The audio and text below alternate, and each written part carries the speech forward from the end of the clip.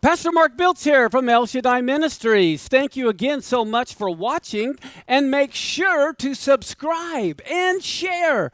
Also, please like this video, and we would love to hear your comments. Thanks again for watching. Bye-bye. Acts 17, verse 1 through 4.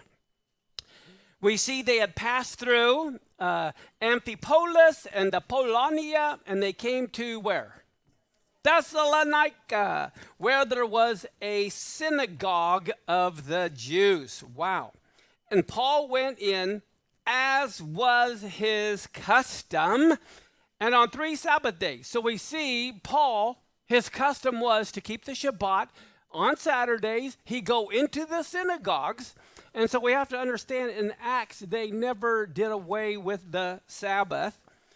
And Paul went in, as was his custom, and on 3 Sabbath days, he reasoned with them from the scriptures. How many of you know he didn't have a Gideon Bible? Okay. He had the scriptures. That's referring to the Tanakh. And he explained and proved that it was necessary for the Messiah to suffer and to rise from the dead. And he says, this Jesus, or Yeshua, who I proclaim to you, is the Messiah.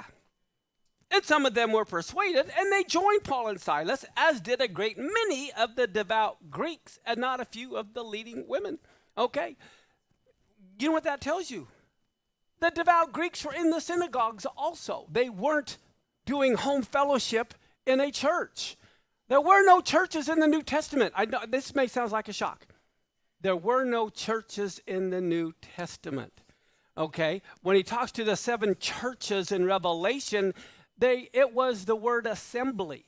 Okay, there were no Catholic churches. Protestantism didn't start until, 1500s per se. It was all Catholicism. And there were no Catholic churches in the New Testament. Okay, so the word is assembly. And so, what do we see? The Greeks, the devout Greeks, were also meeting in the synagogue.